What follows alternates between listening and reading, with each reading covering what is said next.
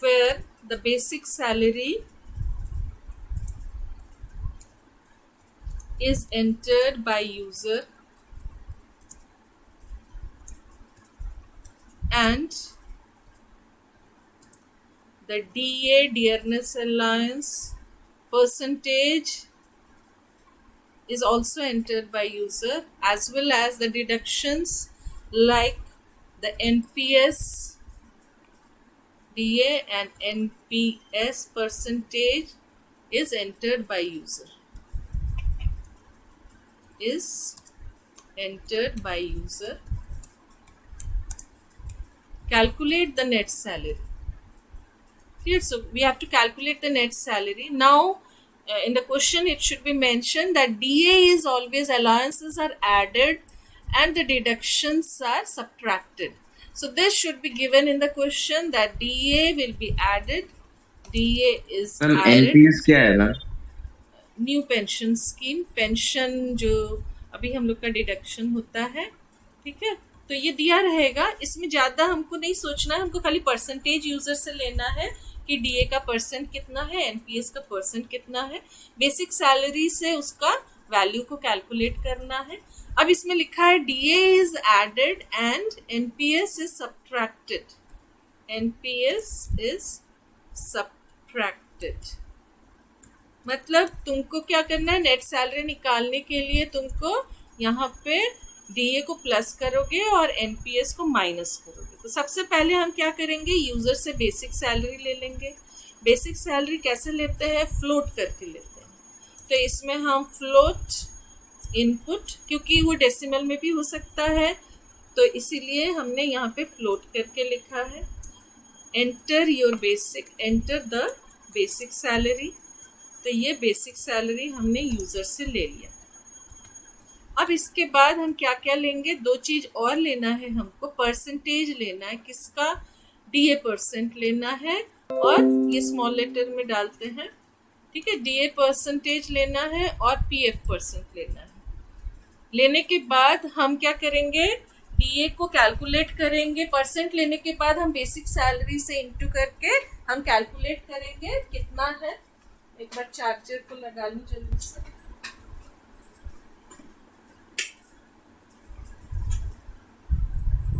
तो यहाँ पे हम डीए का जो परसेंटेज लेंगे, परसेंटेज कैन बी 5.5, तो फ्लोट में लेंगे तो equals to float input, enter the DA percentage, enter DA percentage. ऐसे ही हम एनपीएस का भी ले लेंगे यहाँ पे, NPS equals to float, enter NPS percentage. अब इसके बाद हमको कैलकुलेट करना पड़ेगा, ये एनपीएस है, ये हमने यूजर से ले लिया। लेने के बाद हमको डीए का जो अमाउंट है, ठीक है, डीए अमाउंट, इसको तुम खाली डीए कितना परसेंटेज में तो उसने एंटर कर दिया, लेकिन हमको तो कैलकुलेट करना है इन रुपीस। तो रुपीस में कैलकुलेट करने के लिए हम क्या करेंगे, डीए को हम बेसिक से जब इनटू करेंगे, डिवाइडेड बाय परसेंटेज है इसीलिए /100 हो जाएगा, ठीक है। इसको तुम और एक काम कर सकते हो कि पहले 100 से इनटू करके स्लैश, जो इजी लगे, पहले इनटू करके भी पहले डिवाइड करके फिर ब्रैकेट में डाल के भी कर सकते हो। ये मेरे को लगता है ये बेस्ट मेथड है। ऐसे ही एनपीएस का जो अमाउंट है इन रुपीस, इसको तुम कैसे निकालोगे, एनपीएस में इनटू बेसिक से जब हम इनटू करेंगे तो किसका परसेंटेज ये रहता है, एनपीएस जो रहता है बेसिक का परसेंटेज। अगर 10% एनपीएस कट रहा है तो वो बेसिक का परसेंटेज कैलकुलेट करोगे। तो यहाँ पे हमने अब दोनों कैलकुलेट हो गया। तो नेट सैलरी कितना दिया हुआ है, नेट सैलरी वहाँ पे लिखा है कि बेसिक में डीए को प्लस करना था तो अमाउंट को प्लस करना था, परसेंटेज प्लस करने पे गलत हो जाएगा, और एनपीएस जो है वो सब्ट्रैक्ट होता है बेसिक सैलरी से, वो जमा हो जाता है पेंशन स्कीम में। तो ये हमारा कैलकुलेट हो गया।